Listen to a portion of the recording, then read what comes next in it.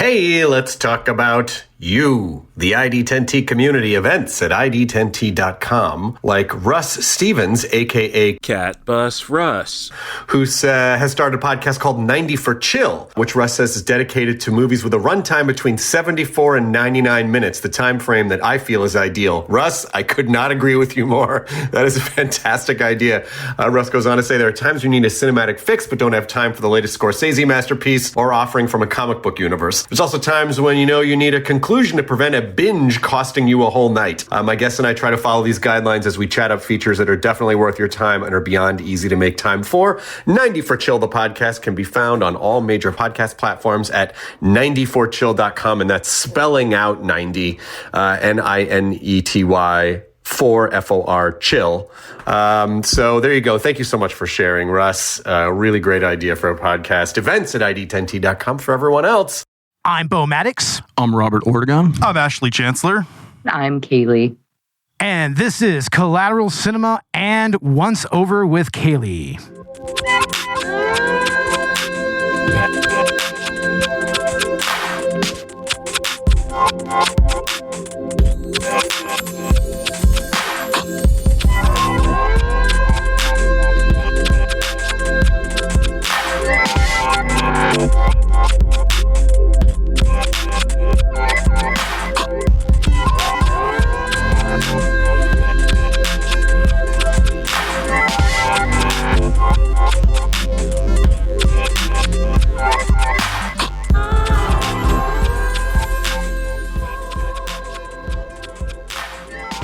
Welcome to a special Halloween edition of Collateral Cinema, the only movie podcast that matters, where we focus on good movies, bad movies, scary movies, and everything else in between in the world of cinema. We're podcasting straight from the spookiest place in all of the hill country in Texas. Yeah. And if you have something to smoke, be it dabs, bongs, blunts, or joints, smoke it if you've got it. And as we said before, happy Halloween, everybody. This is one of our biggest episodes of the year, typically, because, for one, we get to dive back into the Halloween franchise, which, is something that goes back pretty much all the way to our first season, right, Robert? Yeah, our very first episode when it was pretty much just me and you. Yeah. It was one of the first. It was either the first or the third episode we did. I think Food Fight may have been the first one we did, and then we did Halloween. If I remember correctly. Was Halloween? We had to reshoot that one because we had to re-record that. I remember. Yeah. We had another guy on with us. Yeah. And then I joined on board when we did Halloween 2018. That was the first movie I did with you guys of this franchise together. Yeah. So, we've kind of kept it a tradition. We've done mostly Halloween movies for our Halloween special since. That's been pretty cool. Exactly. And we are, as usual, joined by a special guest, straight from Once Over with Kaylee, a channel on YouTube. We have Miss Kaylee here with us. How are you doing, ma'am? I'm wonderful. Thank you so much for having me. I'm excited to participate in the Halloween tradition. Oh, and it's great to have you here as well because, this is, like we said, one of those episodes that we kind of do big a little bit, so it's always good to have a guest on these episodes, And what are you looking at me for, Ash? I'm not. I don't know. Ash was looking at me, and I don't know what he was... Spaced out for a second, maybe? Yeah. I'm on a mix of drugs tonight, Bo, so, Oh, my God. God damn it. You gotta set the atmosphere right. My God. Yeah, in front of our guest Halloween. And everything. Yeah, It's Halloween, motherfucker. It's Halloween. You do it big. Yeah, okay. Halloween Joel show. And on this special Halloween edition of Collateral Cinema, we are talking Halloween 5, The Revenge of Michael Myers. And what a revenge it is, needless to say. This was once again chosen by Robert. And this is where we get into our first initial thoughts about the movie and everything. So usually we start with our guests. So Kaylee, go ahead. I have a question actually for all of you to start out. Okay. What is he getting revenge for? Just getting killed like 1,000 times? I don't know. What? I'm still trying to figure I don't understand. It sounds cool. Because of the cops, they shot him at the end of 4. Right? He gets his revenge, I guess. But go ahead. Start out this movie as we get that 4. But I just don't understand. Like, shouldn't he have revenge the entire time? Then everybody's constantly trying to kill him. So, like, why is this movie special? I don't know. Exactly. I've been trying to figure that out from the moment that I first watched this. Oh, I figured it out. You figured it out, huh? It was only meant to lead us into part 6 with Paul Rudd. That's pretty much what it's for. Yeah. I mean, it ends on a cliffhanger and everything, right? Yeah, So, right. Yeah. yeah, this film is it's definitely one of the weaker entries of the franchise. That being said, I mean, I had fun with it. Oh, definitely. I mean, you get to see Michael Myers kill a bunch of people in creative ways. So, at the end of the day, it's a good time, right? Right. That's what we're here for. Yeah, exactly, right? Exactly. And Robert, since you initially chose this movie, and pretty much the entire reason we do a lot of the Halloween movies here, because I mean, you just bring them here, because it's awesome. What are your initial thoughts here? I think it's a little bit better than 4. I don't know. They're both great. I feel like it's a little bit weaker than 4. That's actually the opposite for me. I know. I'm inclined to agree with Ash a little bit. Part 4 just felt too much, like McDonald's, I don't know. Yeah. Walgreen mask or... These both do. Let's be real. But I don't know. They're good though because it started the Danielle Harris trilogy, So yeah, Miss Danielle Harris. She's returning from the previous movie, and she played Jamie Lloyd. The daughter of Lauren Strode, right?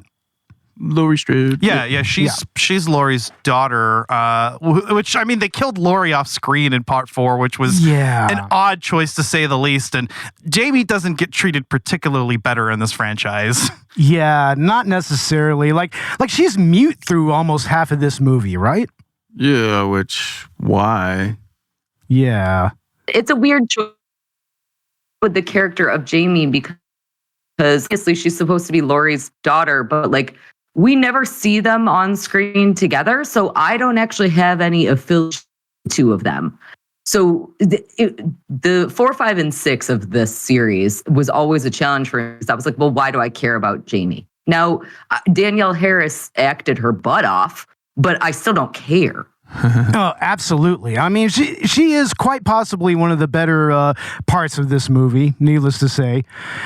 And I mean, right at the end of the 80s, right at the end of the 80s, yeah, pretty much. Some of these movies got overlooked, like Sleepaway Camp 2 and 3. They were right at the end of the 80s, Yeah, and then there's that weird kind of supernatural bent to this that's introduced here, especially with the telepathic link between Jamie and Michael. Yeah, it was like Jason.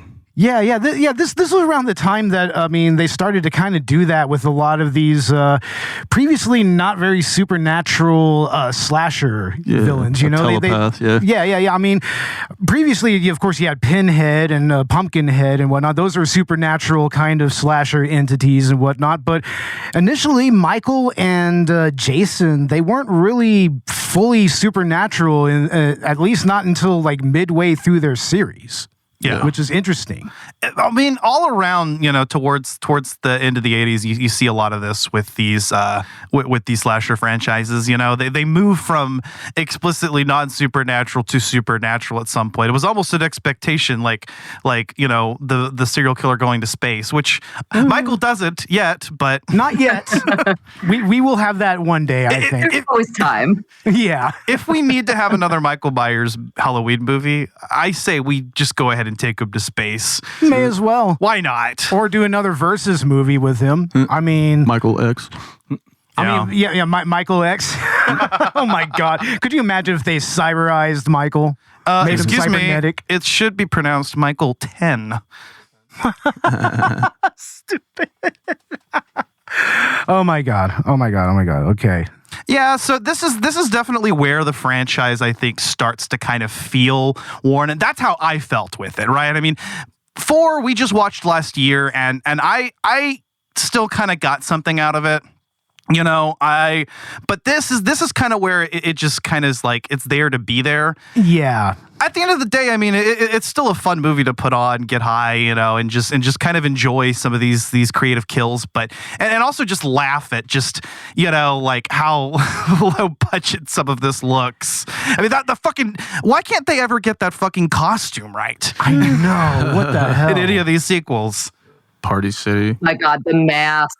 Oh, it's so awful. I will say, I like the mask better in this one than in 4. There's that like weird in 4 when he like changes to an entirely different mask and he has like the blonde. In this one, at least it's a little bit more forgivable. For me, anyway. But conversely, you also have the flaps of the mask kind of just hanging out there the entire time, as opposed to previously, and even in the trilogy where it's like tucked in and whatnot. But apparently, there's a reason for the wonkiness, mainly because it was fastened by Velcro. Yeah, and the guy that was doing the stunt work was a different guy, and he's a fucking unit. If you look at some of the behind the scenes features on that, absolutely, yeah. So, you know, like I get like why they needed to like change the mask or whatever, and I mean, I agree with you, Kaylee. I think this is better than 4. That's not saying a lot. Yeah, yeah. I mean, there was a real cheapness. It's definitely not. Yeah. Say what you will about to it. the 2018 trilogy, but at least the mask looked good at all of those movies and had some like continuity between films, which I appreciated. So.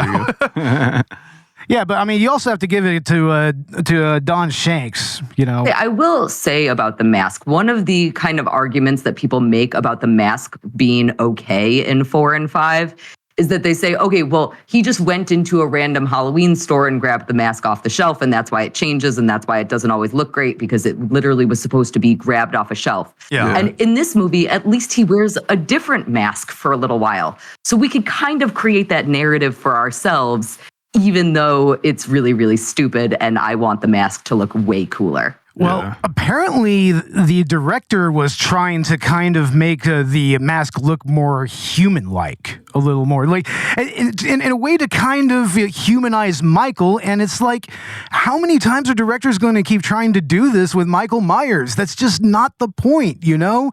It's like it's affected everything about him. It's affected his character before. It's affected his overall demeanor. It's affected his mask even. You know? I don't know why they try to humanize Myers, because that's so not what Myers is. Yeah. Yes. He is supposed to be sort of supernatural. Yes. Like, even though I don't necessarily like when we add in the, you know, character of Jamie being the supernatural stuff and that telekinesis connection between the two of them. Yeah. He's supposed to be above humanity. He is supposed to be able to survive anything. And I want that. Yeah, he's kind of like that's important to me. He's the Ubermensch kind of, you know. I mean, he's the Overman. He's implacable. He's always just kind of constantly moving forward, no matter what. Yeah, when he's off the camera, he just suddenly moves from one place to another. There's that one meme I saw recently. I think I sent it to, at least to you, Robert, if I didn't send it to both you guys, where it's like the Michael Myers when the camera is off him, and it's a dude like running at full speed. yeah, just yeah, you know, it's like you can almost hear yakety sax to it, you know. You know what's funny, dude? The front two of these covers, they sell you on like the original version of the Halloween mask, right? Yeah. They keep putting that original image of Michael on the cover, but it's like that's just not what's presented here. And then when you see it, it's like, no, that's not what the cover looks like. It looks like a still shot from part 1. It's ridiculous, you know? Yeah, but Michael should ideally be just on the cusp of supernatural. Again, the way that the Halloween 2018 trilogy kind of did to it, again, that's one thing that trilogy did right, if anything. Or really, I can credit that mostly to Halloween 2018, which I think is a solid movie, but was just keeping him right on the cusp of supernatural. You know, you're not quite sure. Yeah. You know, but Here's the thing, though. When they shot him 6 times and he got up from that house, you should have known he was supernatural already, you know? Yeah. But like this movie decides to, I think this is the first time where it just overtly goes supernatural. Mm-hmm.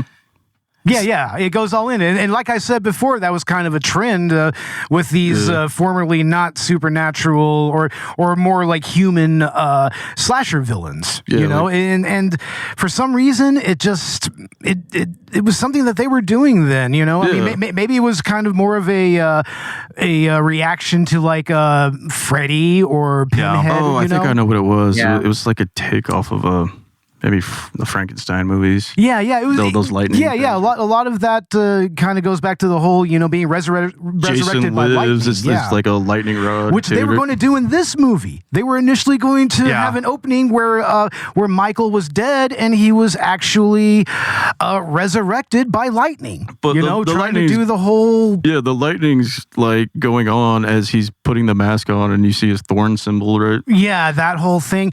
Yeah, we need to get into the actual Cult of the Thorn, right? Yeah, because I mean, this is what's referred to as the Cult of the Thorn trilogy, Halloween 4, 5, 6. Exactly. This is where that comes in full force. But it feels like, and what I understand about what happened behind the scenes with this movie was that it was kind of like a last minute thing that they threw in, like, let's throw this Man in Black and this Cult of Thorn thing in. We're going to set up something for the sequel. We don't actually know what we're doing yet. Exactly. But we're going to set it up, you know, and See what it looks like when we put it all together. Right. There's a number of bewildering decisions if you look at some of the behind the scenes stuff with director Dominique Othenin-Girard. I don't know why some of those decisions were made. There are a couple things, or like just the full reversal of what they did with Danielle Harris at the end of part 4, you know? Like, I feel like it would have been actually cool to explore her as a darker character and still bring back Michael and have them face each other in the finale. I mean, apparently Danielle Harris was kind of excited to do that, actually. That's where she was expecting the actual story to go after that, but that's just not what the director wanted, I guess. I mean, and this director, I mean, I'm not even going to try to pronounce his name. Right Honestly, she's basically she's like the Corey of Halloween Ends, you know. She is. Yeah, essentially. They could have both been killing alongside each other. Oh, yeah. He didn't have to be trying to kill her. Yeah. They could have gone for even more of that legacy sequel cash and everything. Yeah. Keep it in the family business, you know. Right. But instead, they kind of, in a way, they play it safe, you know. They just kind of bring back Michael as the central villain and the only villain, and you know, that's why this feels very by the numbers. You know, it doesn't really do a whole lot new, or that's where I think, you know, these later sequels start to kind of fall flat in the franchise. Which is ultimately why they ended up doing a legacy sequel and then a full reboot, right? Absolutely. And then another legacy sequel.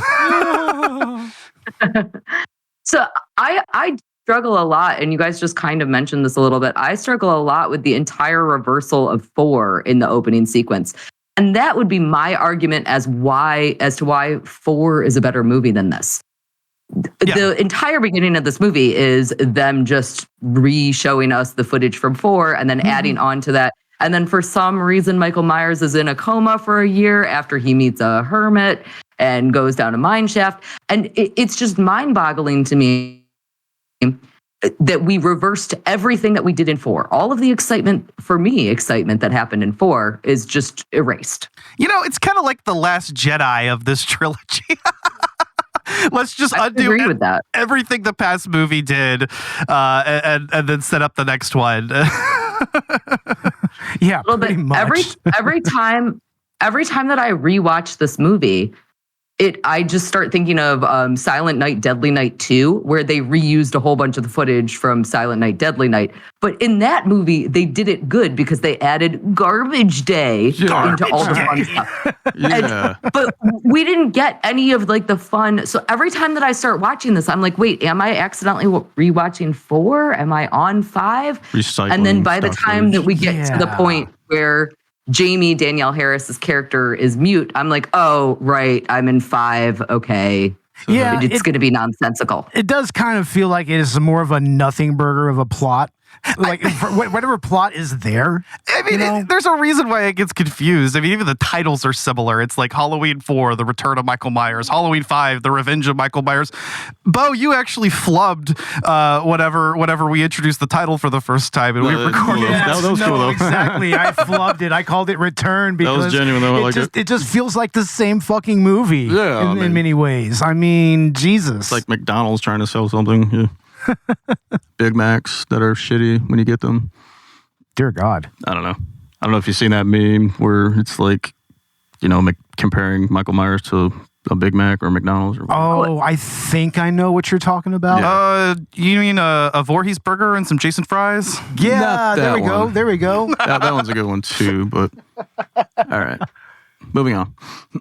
Yeah, so I mean, this is a very like by the numbers sequel in a lot of ways, But at the end of the day, it's more Michael Myers fucking shit up. So there's that. But there is also the Cult of Thorn angle that, like you said earlier, gives the whole trilogy its name and everything. Yeah. These three movies, 4, 5, and 6. Let's get into that a little bit. Like, I mean, do we really have a whole lot in the 4 to really like kind of set this up? I don't really remember. That's the problem. That's the problem. I don't remember. Was 4 really Thorn? I don't think 4 was like Thorn. I'm not sure. But it's typically seen as the first movie in the Cult of Thorn trilogy, right? Yeah, because Daniel Harris would start that trilogy. So was there even anything in that movie that actually like? I don't think so. Like was. Oh, this is effectively a standalone movie, which is frustrating. Which is really frustrating to me because, again, I like the story in 4 quite a bit. I think that it's an interesting story. I think that we have all those really great shots of Danielle being like Michael and wearing the costume at the end. And it's a really cool movie. And then, again, this movie is like, oh, we're just going to erase all of that. And also, we're going to kill the final girl of the last movie. And also, we are going to create a new final girl that is stupid, who has lines like, oh, I think your heart is made of neon. Like, what kind of stupid ass line is I cannot get into Tina as my final girl because I think she's a dummy. An airhead. Yeah. I don't even. I mean, at the end of the day, she's not really the final girl. I mean, Jamie is the final girl. Not the final girl. Yeah, I guess it's Jamie. It's Jamie. Yes. Yeah, but I mean, apparently Ellie Cornell, who was Rachel Carruthers in the previous movie and in this movie, she was like really, really distressed by the fact that her character was going to be killed off as quickly as she was. Yeah, it was pretty quick. Apparently, she was also really, really bummed out about it during the whole filming and was not in a particularly good mood that day because of it. Yeah, that sucks. I mean, because she was excited for it, and then as we mentioned earlier, Daniel Harris was kind of excited to play the role in a different way, and so you can see a lot of where this script is let down by just certain decisions that were made. But it does work as like a self-contained story, I think. Well, except for the fact that it ends on a cliffhanger. Yeah.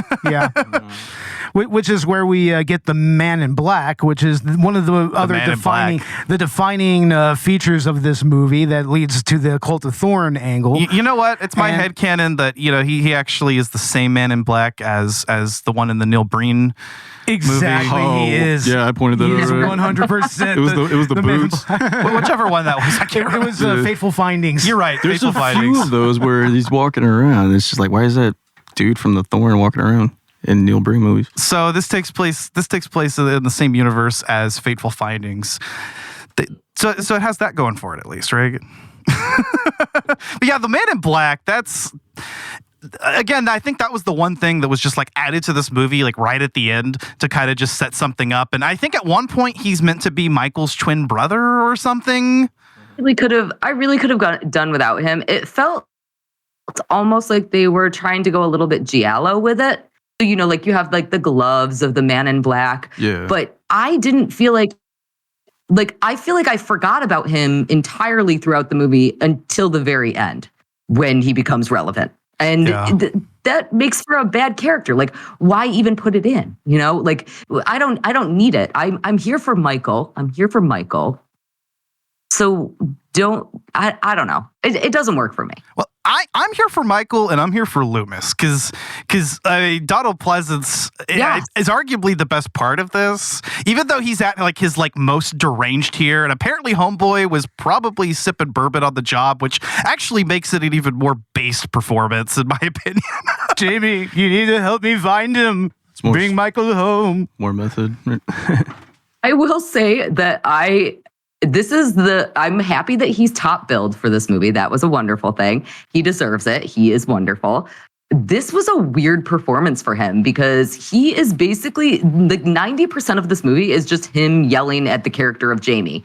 Like is like screaming at her. And again, he should want her help and he is smart. And so he should know how to talk to a child. And so it's a weird performance that doesn't make any sense to me, even though I still love him. I don't know. He's actually referred to as a creepy old man at one point in the script. So it's like they weren't actually going for that, I guess. He's just unhinged here. And, God bless Donald Pleasance for just sticking with this franchise and doing it. He's like, I don't know, homie must have told himself, like, if they're going to keep making these movies, I might as well be the best part of them. But you're right. It is weird compared to his other performances. Like, it is a little bit odd. He's just like screaming at this girl, but like he's also right, like about Michael and everything, which just makes it weirder because it's like, it really like his is. True. It's like his true chaos moment, but. If he's going to be true chaos and he is this desperate right now, I want to see him being even more desperate.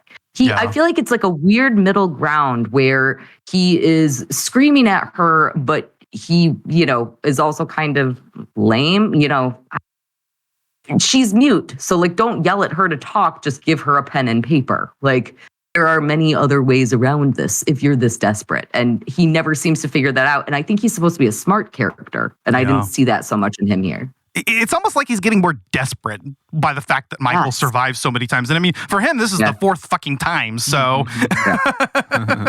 like when you've gone through this ordeal 3 times already, I kind of understand why you're on high alert. I also respect the fact that like the police are just they actually kind of listen to him. They're just like, okay, yeah, I mean, you've done this 3 times before, so let's just trust you, bro. Yeah. The sheriff is finally just like, oh, okay, I'll send my 2 most bumbling deputies to follow Tina around and whatnot. It's like, but which, by the way, apparently those cop characters, they were kind of fashioned after the cops from Last House on the Left. They were totally bumbling, just idiots. They were pretty much the comic relief of that movie. And here they do have some pretty comedic moments, like for instance, that moment where they almost shoot the Michael Myers lookalike. Justified, in my opinion. They had all rights. That man was dead by rights. I mean, why the fuck would you do a prank with a full, very surprisingly detailed replica of the Michael Myers costume in rural Illinois, mind you? Why the fuck would you do that? First of all, I just want to say about the cops, I love the Last House on the left reference. I also really loved that their music was like slide whistle, stupid crap. Like, that is so funny. And that, again, that gives us the callback to like that late 70s sort of era. And it's super fun. But also, when they almost shoot the guy in the Michael Myers mask, that character's name is also Michael, which drove me bonkers. You can't come up with any other name for your character in your Michael Myers movie. Like, apparently that's the only character other than Michael that has the Michael name in the entire franchise. Like this is the only other Mike, It was like, oh, well, okay then. And of course he had to make him the greaser car guy, right? Yep. Oh, he's the Robert of this movie. He's the Robert. Yeah. The Robert is our resident car enthusiast here. So, yeah, that's pretty much Robert. Yeah, he's totally the greaser. You think he'd be played like an asshole, but he's actually kind of cool. Like, I mean, and he's, at the end of the day, he's just another dude for Michael to kill, but you'd think he would be a lot more of an asshole than he was. I'm going to go ahead and disagree with that for just one moment. Okay. Dang it. Now I even agree with it. His sunglasses are stupid. First of all, let's talk about his sunglasses. They are very, very dumb. And then second of all, you know what my least favorite part about him was? When they're in the barn scene, they show his face while he's putting on a condom. And I have to watch him struggling to put on a condom. Oh my God. And it felt too personal. And I like it. And I don't want to watch a man's face happening. And that to me was why he was such a dweeb. Absolutely. Yeah. It's like that's not something that we want to see in our horror movies. Wait, do we? That was the blonde guy though, wasn't it? Yeah, it was. It's like, and it's like, homie, how are you going to? Yeah, you're right. You're totally right. How are you going to mess up putting on a condom? Right? How are you going to do that? God damn it, dude. It's like, damn it, man. No, that kid is a dweeb. I agree. So that guy was a dweeb. I will agree. So Michael, the other character, Michael, he is less of a bad guy. He mostly just loves his car and is kind of an asshole to his girlfriend, but not in any major ways. I will agree with that. Yeah, I kind of feel like he's got like that whole like greaser personality. So he's got to be kind of an asshole, but like, yeah, at the end of the day, the dude was chill. He just Pretty much the Fonz, yeah. the Fonz, exactly. I might even be getting that wrong. That's how forgettable this cast is. I could be totally wrong, and the blonde guy is Michael. And right. as far as I fucking know. Yeah. Seriously, what the fuck? But these characters are very one note. But maybe that also kind of just creates the bubble that this movie exists in. You know, it's just like it's literally just another Halloween movie. You almost don't even have to justify it having a place in the timeline. Just no, not at all. I mean, like I said before, it's a nothing burger of a movie, and it's really just a placeholder movie when you really think about it. It's not even the same Myers house. No, they don't even have the old Myers house. It's like, and apparently that was a directorial decision because they needed a bigger house for the interior shots with near the end with Jamie and Loomis and Michael. So and the sheriff. So the laundry chute scene was cool, but that was. Yeah. But my question is why the fuck wouldn't you just put it in a different house then? I know like why they want to end at the Myers house, but it's like, you know, is it possible that we could have just had that sequence done at like the house next door or something? You could have built like an easy dollhouse for a small budget. Like that's what I was telling you guys. And yeah. That house in Halloween 5, that looks like twice the much fucking house. It looked like, I don't know, dude. It was a freaking mansion, you know? Yeah. Yeah, it was a mansion. And the Myers house, what kind of worked about it was that it kind of just looks like a regular suburban house. That's actually what created that atmosphere so best. So making it like this mansion just kind of destroys the whole thing. But I mean, at least we got the laundry chute scene out of it. From what I understand, they did that in like one night. And they actually used a real knife to stab through the laundry chute. And Danielle Harris didn't have a harness or anything. She was just kind of wedged up in there. Yeah, I heard about that on the YouTube video that we were watching. I'm just like, really? They just shoved that little girl up in that chute and was straight up stabbing at her? One take. Oh my God.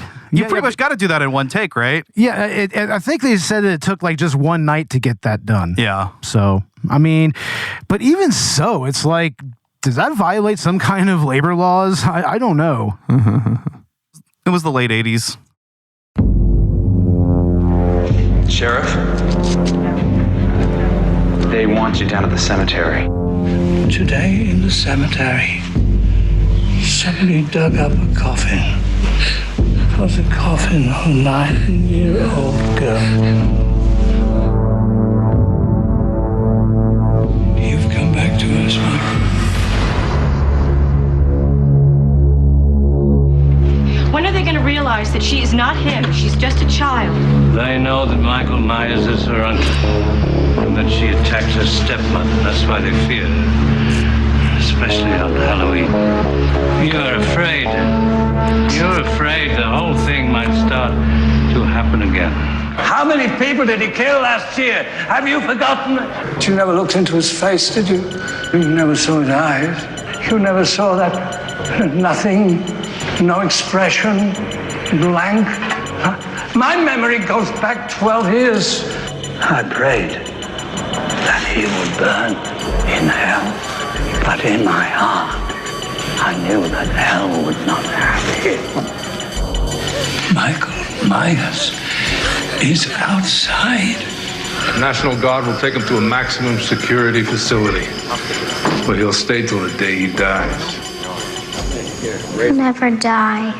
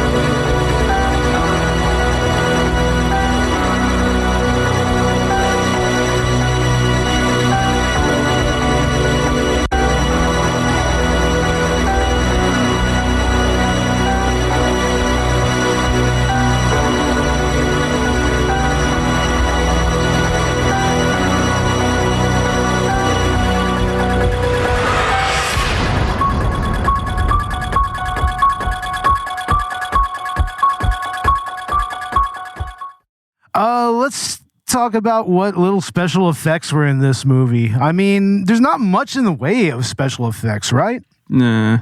I mean, there's not even really that much gore in this movie. It's not a very bloody or gory movie. I mean, I think they even changed the death of Rachel Carruthers. She was initially going to have the scissors shoved down her throat. Yeah. But I guess Miss Cornell, she did not care for that, especially since she was in such a sour mood. So she was just like, "No, can you make it in the chest?" So it would have been so much cooler. It would have, right? Yeah, seriously. It's like this is another thing that was a trend back in around this time with slasher movies was a lot of heavy censorship. So, like you had lots of censorship with like the Nightmare movies, especially the Friday the 13th movies. Like mostly selling it to the networks on TV. Exactly. Yeah. They were thinking about like redistribution and television rights and everything. Mm-hmm. You know, so. I mean, at the end of the day, we still saw titties, so there's still titties in the movie, so that was still intact. Yeah, sure. Ash. The cookie woman. The cookie woman. No. Yeah, Cookie exactly. woman. Cookie woman. Yeah, the cookie woman with the round cookies. Yeah. That's as close to boobs as we got here, right? Yeah, I struggled. I would have liked to see a little bit more of that. You know, in all these old slasher films, we talk about phallic imagery, we talk about final girls, we talk about like misogyny, but also we have a woman coming back and doing things to take over men. I would have liked the idea of seeing her get scissors down her throat. That would have been just perverse enough it would that have it would have been really interesting. Yeah, it would have been almost Giallo-like, right? You know, like yeah. It kind of feels like that's what they should have gone for with this particular movie. Was Love killer. You know, yeah. Just up the ante a little bit on the blood. You know, make it a lot more stylized. Like, I mean, we could have had a Michael Myers Giallo. You know, but. You know, I guess we couldn't have nice things around this time because remember the censorship of the time. We couldn't try anything new with this movie. No, that was for the Italians to do. Right, Robert? Yeah. Sorry. Yeah, but you know the funny thing is, it still got an X rating, so they did at least film some really graphic imagery and whatnot. It just got cut out of the movie. You know, yeah, in order to get the R rating, and now we have a movie that you could probably show someone who's like show your daughter or whatever. Probably, Ash. It probably wouldn't be that bad for her. For a 5-year-old, 5-year-old, okay, maybe not that, but I mean, for her, maybe. For your average 5-year-old, maybe not. I'll tell you what, Danielle Harris watched a child-only screening of this movie with her 12-year-old friends. That's what I was getting at there. Yeah. She had a bunch of her friends. She was 12, to be fair. So I think that's appropriate. I think it's appropriate for that age group. At the very least, Because, there is a lot of Jamie in this movie and a lot of scenes at the child orphanage. You can kind of, justify, letting your daughter or whatever watch it if she's old enough. But I don't know. There was a lot of parents back in the day that let their kids watch this shit anyways. Like, Robert, your parents were kind of like that, right? Yeah, my dad let me watch whatever I want. Yeah. My parents, not so much. They were a little more stringent about that. Mine too, which is why I'm a very different parent myself. I let my 5-year-old play Call of Duty, and I told her if she kills anyone that she's allowed to tell them she's 5, just so they can be humiliated. That is so awesome. It's like, you got had by a 5-year-old. Ha. Yeah. So, but in the late 80s, it Yeah. Well, that was when parents were a lot more latchkey with their kids. That's where the concept of latchkey kids came from. Was that particular generation of parenting? Yeah. So I'm just old enough to kind of experience that a little bit. And I was also homeschooled back then, so. I did have time to eventually, see movies like Halloween 5 and whatnot, but, it didn't even feel that scary or that graphic even back then, when I finally got around to watching it. Yeah, I was still a kid watching all these on VHS. Yeah. Okay, so when I was a kid, I watched The Ring 2 in theaters, which had a PG-13 rating, and I would say that was worse than this. Wow. Yeah, today. Yeah. That makes sense. From what I remember of that movie. Today's standards are a little bit different. Yeah, you just had Terrifier 3 just outdo the Joker and everything. I think even take the top spot with its debut. Mm-hmm. As far as indie horror is concerned. So well, good. I hope that film sequel gets what it fucking deserves. I'm kidding. I actually haven't seen it yet. I'll form my own opinion when I watch it. You guys still need to watch 2. We got to watch 2 now. Yeah. Absolutely. It was great. Is it? I love 2. You do? Okay. Well, okay then. Okay, we already have a thumbs up then. Yeah, maybe we should check it out then. Yeah. Yeah. I think it's on Freevee right now streaming, right? Well, I think we're talking about... are we talking about Terrifier or are we talking about Joker? Terrifier, Wait a second. 2. I'm confused Terrifier now. 2 streaming on Freevee right now, dude. Robert, you just confused us all now. Well, we're talking about Terrifier 2. I thought we were talking about something else entirely. Oh, I thought we were talking about Terrifier 2. Yep. Oh, you too? Oh my God! Any other part 2? This podcast is deteriorating live on air. This is embarrassing. Cabo, do I need to take you off screen? I don't know, Robert. What do you think we should do? Your face is melting like Elvis Presley right now. I bet it is, Robert. Should talk about when we're talking about Halloween 5. The number one deterioration in that movie for sure is Michael Myers' driving abilities, which are the worst. Didn't we talk about that? Who taught him how to drive? Yeah. Haven't we talked about that like numerous times since we watched this movie? Again, something that the 2018 movie actually did right was portraying that, like, he does not know how to fucking drive. He was incarcerated as a child, or yeah. They actually kind of went with a more realistic. They addressed angle that. Yeah, they did. Which means that his trip in the original film to Haddonfield was basically just a stroke of luck. He managed to maybe stick to the highway and get there intact. Yeah, and that's a miracle unto itself. But it's like, come on, it's Michael Myers. Like he would have cared if he would have like run over a few people on the way. Yeah, he wouldn't have cared about good driving. In that case. Yeah, he probably just had enough luck to get there in one piece, and even if the car broke down, he would have just walked the rest of the way because he's Michael fucking Myers. But hey, also at the end of the day, in this particular movie, he has a bitchin' Camaro. Yeah. So, Yeah, I like how he just like picks up Tina and then drops her off and everything. Like, it's like I guess he wanted the dating experience at least once in his life. I mean, he's never had it. Maybe that was another attempt to sort of humanize him. I think so. Even literally giving him a different mask where it's like this weird old man, kind of all old and grotesque and whatnot. Yeah, and then they have him like, later on, they have him like pause and almost not attack JB after she reveals that, or after she calls him uncle and tries to sweet talk or whatever, which is weird because like, in his origin story, he killed his sister, so he doesn't give a fuck about family. Yeah, but I mean, wasn't there that scene in Halloween 4 where he did kind of try to intimate to Jamie as like, no, you're my sister. They were getting at that. They were kind of getting at it a little bit. So. Yeah.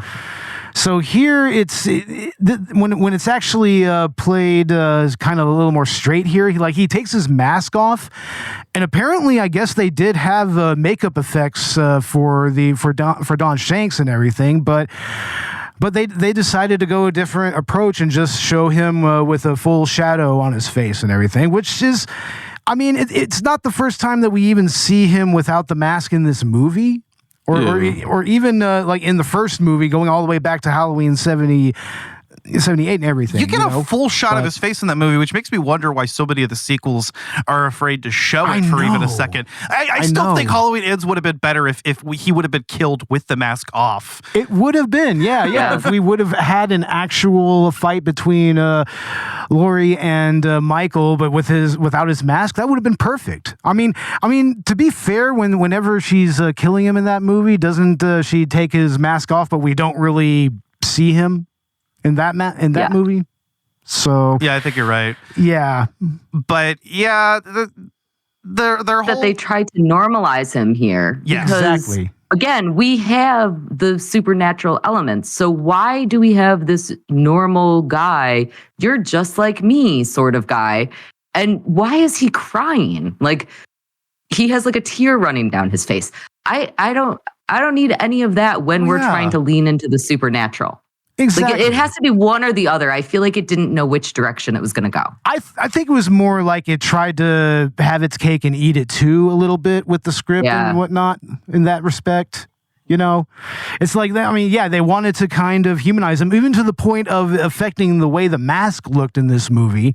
But also, it's like they're setting up this whole cult of Thorn thing, where there's this supernatural cult that's influencing his every move. It's like pick a lane, pick a fucking lane. You know what else was weird about that? Okay, so we see him with the mask off, and he's shadowed, so we don't really get to see him, but he has the mask off. And then later he's in jail with the mask on, which there is no jail ever that would allow somebody to wear a mask in there. No. So like at that point, we've already seen him with mask off. Why is he not mask off? Let us humanize him even more, Yeah, you would think that they would have gone that angle, but no. It's like, if anything, this probably would have been the movie to actually show his face full on, which I think they tried to do here a few times. Yeah, it's like if this movie could just decide what it wanted to do. I think, some of the initial scripts would have been a much better idea than what we got. Like just the angle of having Jamie kind of take on a darker angle and let her be the killer alongside Michael. Let's go ahead and let's do the supernatural. Fuck it. Throw the humanization of Michael out. If you got to be one or the other, I'd rather them go into the full supernatural element, because all the slasher movies were doing it then. So yeah. It's like, why not go balls to the wall with it? Which in some ways I think Halloween 6 kind of tried to do whenever it really, really leaned into the Cult of Thorn and whatnot. Yeah. But it's a better movie for it. Yeah, exactly. it's a far better movie for it, because it's just kind of batshit. And at least it has Paul Rudd. Yeah, it's kind of in the same way of Halloween Kills is probably the best of its trilogy, and that's because it's just so out there and so batshit that you just kind of have to take it for what it is. I actually liked Kills because that's what it was. I wanted the sequel to it to justify its existence of ruining the perfect ending of Halloween 2018. Yeah, and it didn't do that. And to our listeners, I mean, you can listen to our trilogy of reviews there, and you can see how we really thought about that. But yeah, but as far as the Revenge of Michael Myers goes, you know, I think it could have benefited from being like the Halloween Kills of this trilogy, if we want to call this a trilogy of films, you know? Exactly. Just going balls to the wall. But at the end of the day, what it does is it just plays it safe. And it kind of just does another Michael Myers movie. And this is where I felt that. Because 4 kind of had the thing of, okay, it's the 10-year anniversary, you know, let's bring Michael back after him being gone. So it sort of works. But here it's just like, okay, yeah. And then also, you know, you kind of have to stretch disbelief here as to why Halloween isn't fucking banned already after 3 of these incidents. I know they do end up doing that in part 6. So. Yeah, it's like they may as well just been proactive and just said, nope, no Halloween celebration whatsoever. Actually justified. Yeah, fully justified. Yeah, the cops had every reason to lock that goddamn town down, especially with the events in Halloween 4 where you have like local yokels shooting people in the bushes without even seeing who they are. So it's like, yeah, it's like you already have like a civilian death attributed to another civilian because of this shit. So why are we not locking everyone down and saying no trick-or-treating, no Halloween parties? It's like everybody stays put for the night. Also, not selling the masks anywhere around town. Exactly. Like, again, the lover boy goes and buys the masks somewhere. Like, who is selling those?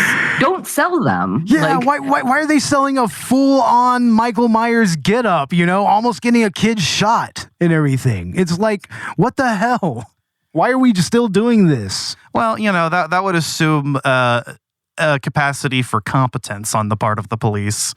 Oh yeah, I mean there's like no competence in these cops like in any way. Like even the sheriff kind of even when he's taking Loomis at face value and being like, all right, I mean like we said, he sends the bumbling fuck off cops with him. So it's like, yeah. Hey, that's what's most realistic about this movie. Yeah, you're not wrong, honestly.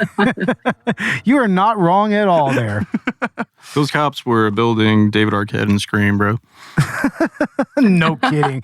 I may have had Officer Doofy may as well had him on the fucking payroll. Yep. Doofy would have done a better job. Yep. He would have found the killer like in like a day. Yeah. He would have found Michael. Did Michael kill again? Well, anyway, I think that it's safe to go ahead and start wrapping things up now. We will go ahead and just kind of, give our final thoughts and everything. And we will go ahead and start with you, Kaylee. Absolutely. So I will say that something that we haven't really talked about, which is probably my favorite part of this movie, is the laundry chute scene. And I think that is a really beautiful, harrowing scene. And if the entire rest of this movie would have been like that, it would have been an incredible movie. It is an interesting idea to make your final girl be a child. This is something that we also kind of did in Friday the 13th with the Tommy Jarvis series. And I like that. And I think it's neat. And I think it could be really effective. It just wasn't done effectively here. And that's a shame because it could have been so dang cool. It really would have. I mean, there's all over this movie. There's a lot of angles where it just could have been better. Like this could have been taken in an interesting direction. Like the pieces were there. Yeah, right on. We'll go ahead and go with you, Ash, on your final thoughts. Go ahead. Yeah, I mean, again, as I've said multiple times before, I during this review, I think that this is, a very safe by the numbers sequel. Its existence kind of tries to justify itself as, let's just throw Michael Myers in there and have him kill people, and we really don't have to care too much about the plot. And while it would have been cool to have a story that did that here, at the same time, I also just kind of appreciate this era of slasher movies and just you kind of have to appreciate the laziness in a sense, because it kind of just frames what some of these later sequels of these movies were. So Halloween 5 completes the experience. It's kind of the very basic let's do another Michael Myers story movie. And you know what? If you're high or otherwise inebriated, it could still be a fun time. This is a good background movie. You know, there are some cool kills. I don't think we really got into those. But, you know, like it's just kind of like Michael just uses like whatever implement he has nearby. There's a rake kill. There's a pitchfork kill. There's a scythe kill because fuck it. So, you know, it works for what it is, but it could have been so much better. Really. Definitely one of the weakest links of the franchise. But, you know, there's also just kind of this ironic appeal to it in that way too. Absolutely. And Robert, your final thoughts? With this movie, you know, you can pretty much take it or leave it. And you know, to me, I watched it when I was a kid, and it wasn't so bad. You know what I mean? I mean, just another sequel building up towards part 6. You know, but I still managed to put this movie on like every year or two, like 4 and 5. Yeah. There's just something about the Danielle Harris trilogy too. It's definitely a lot of fun. It really is. And of course, you know, I mean, Danielle Harris is you know, she's the best part of it, you know, along with Loomis, you know. Yeah, I mean, you still get to see the continuation of these two characters throughout 3 movies, which is, I would feel that Danielle Harris was the best part of this if she actually had something to do, but she's mute for most of the movie. Yeah, that was the biggest thing too, just her being mute too. And you have Donald Pleasance at his just like most unhinged, probably drunk on set, so... Exactly. Now, as for me, it's like this movie. It just is. You know, it's not anything special. It's not anything that really adds anything to the Michael Myers lore, other than, you know, the Cult of Thorn. You know, but that's explored in far better terms in the next movie, in Halloween 6. Part 6, we see it. I mean, even with the introduction of that in The Man in Black, it's like there's just not much to really say about where this movie is going, where the script is going. You know, it's like we said earlier, a nothing burger. You know, it's a transitory movie. You know, a transitional movie between 6 and 4. You know, so it's like almost a liminal movie. We're basically waiting. Yeah. We're basically waiting for Paul Rudd's debut. Right? Yeah. We're waiting for the Rudd. We sure are. Yes, exactly. Yeah, we're the timeless one himself. But I mean, I don't know. I don't think that this is a movie that I would really go out of my way to watch unless we were just really going through the full trilogy, which is like, I don't know. I think it's always playing on like the Fright Fest, like it is. AMC. So. Yeah.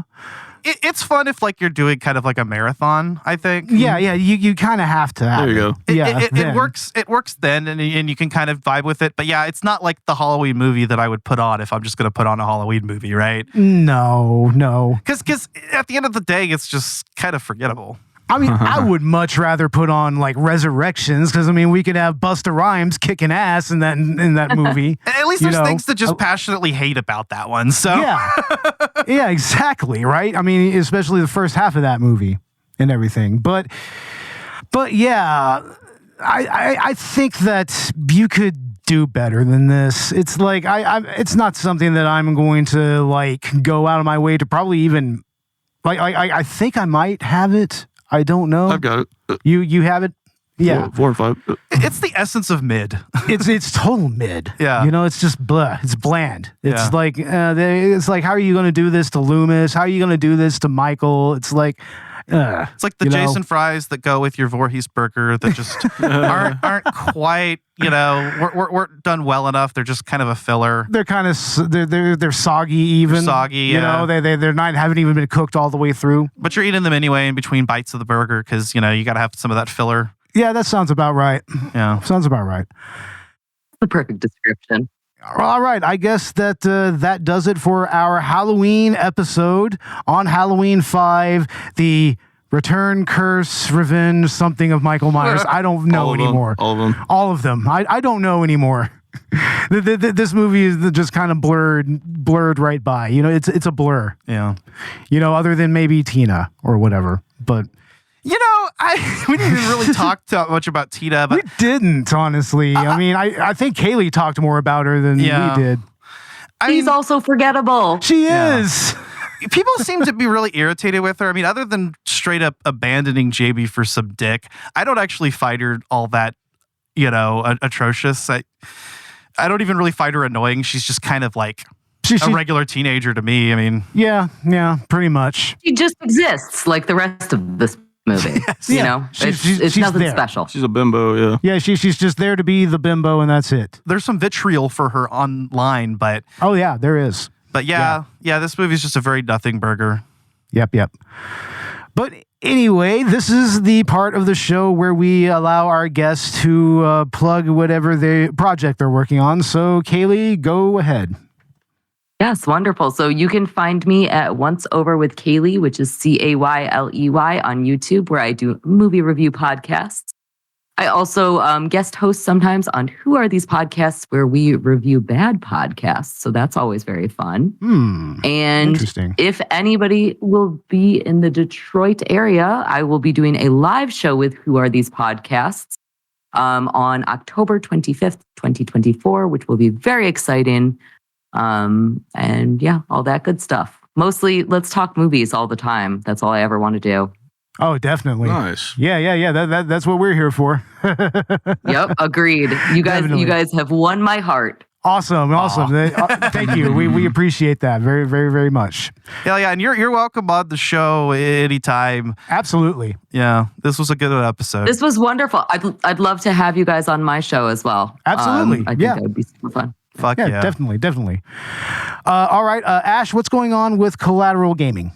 So on Collateral Gaming, by now we should have, hopefully, if everything goes to plan, because we're pushing a lot of this together because of delays, but our season premiere on two-part season premiere on Doom 1993 and Doom 2016 should be out, as well as we should have started the spooky season on our channel as we get into the Silent Hill 2 remake. So part 1 is going to be our spoiler-free review, and then part 2 is going to be the full spoilers.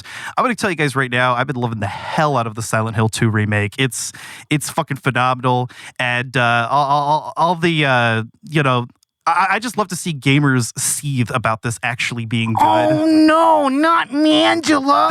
No, she's bad. Yeah. So we'll have our thoughts out on that, and then our Halloween special will be out on Halloween night, as I'm presuming you're listening to this. So we'll be talking about, as of the time of recording this, it's got a TBD, but we'll figure it out between Amnesia or the Callisto Protocol. Ooh. And then we're going to have some kind of Halloween edition of the bonus round as well. I think we're going to do Parasite Eve, right, Bo? Parasite Eve, hell yeah. One of Squaresoft's attempt at survival horror and melding that with RPG elements. So, fuck yeah. Dude, I'm excited. That actually sounds amazing. So I'll be having a blast checking that out with you. So yeah, that'll be a lot of fun. Also this month, we should have out our game launch review on Zelda Echoes of Wisdom. Another fucking banger. It's oh man, it was a breath of fresh air. And then early next month, we should be doing a game launch review on Black Ops 6, which I got to play the open beta, and I'm impressed so far. So I'm actually looking forward to that. And I'm not really a multiplayer guy, but I'm going to go hang out with my co-hosts Zach and Georgia, and we're going to be playing that at launch together. So that'll be fun. Nice. Hell yeah. Hey, Robert, what do we have going on the short film side of things? Nothing really. We're just still testing out equipment. Yeah, exactly. We got a new camera. We got new audio equipment and everything, a new boom mic, like wireless mics and everything. So, yeah, we're going to up our game as far as the short films are concerned. But you can still check out Texas Sundown on our YouTube channel. It's our 11-minute long short heist film that we released in 2023.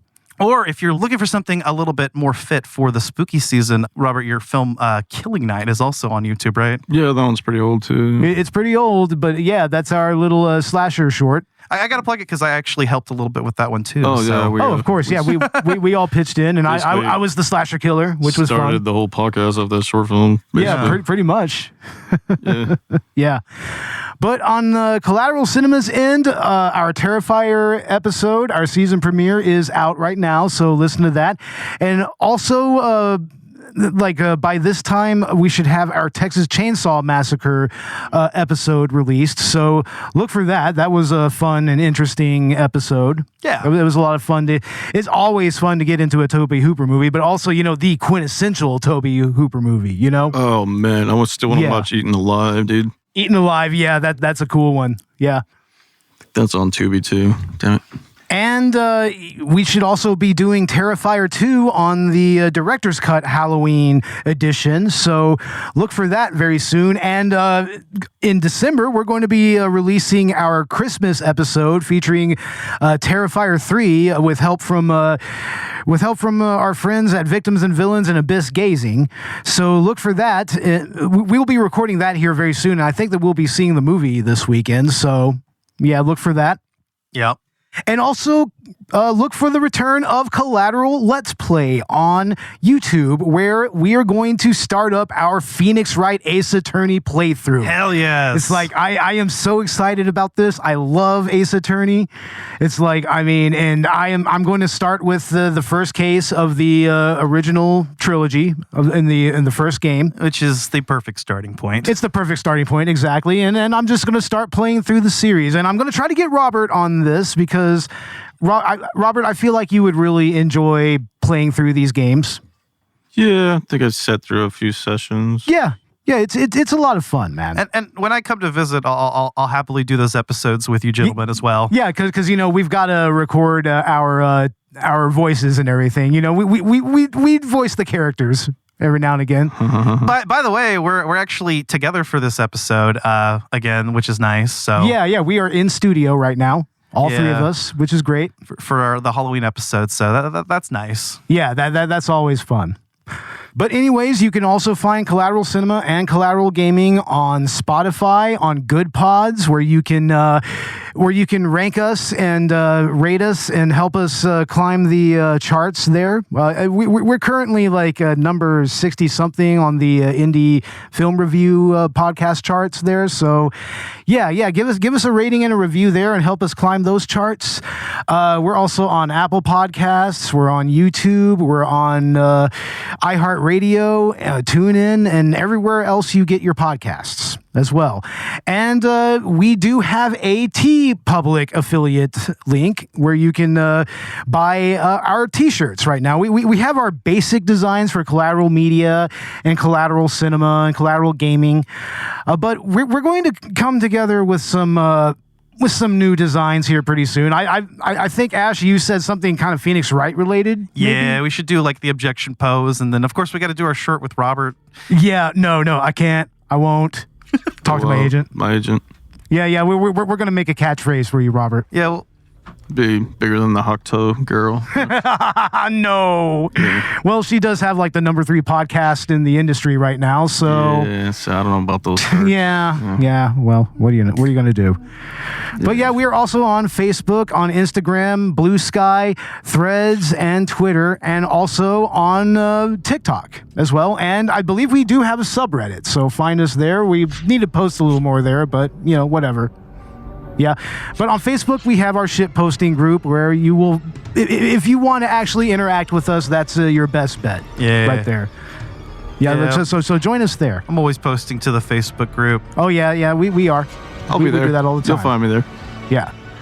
They're busy. Oh, yeah. Aren't we, though? Amazing. Absolutely amazing. Bunch of troll tolls that need to be paid. The troll toll. Yeah, we got to pay the troll toll, right?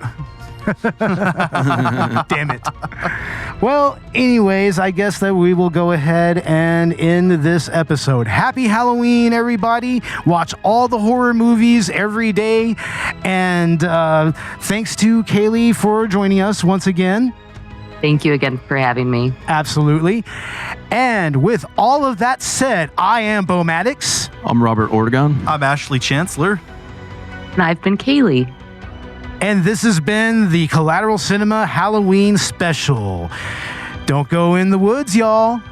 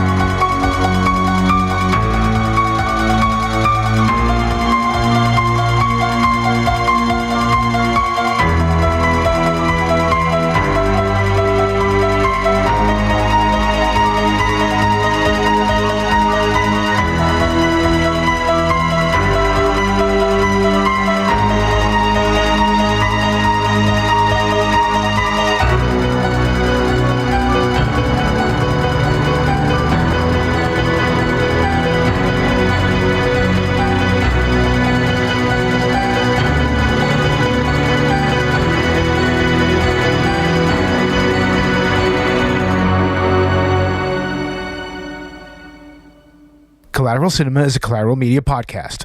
All music and movie clips are owned by the respective creators and are used for educational purposes only. Please don't sue us. We're poor.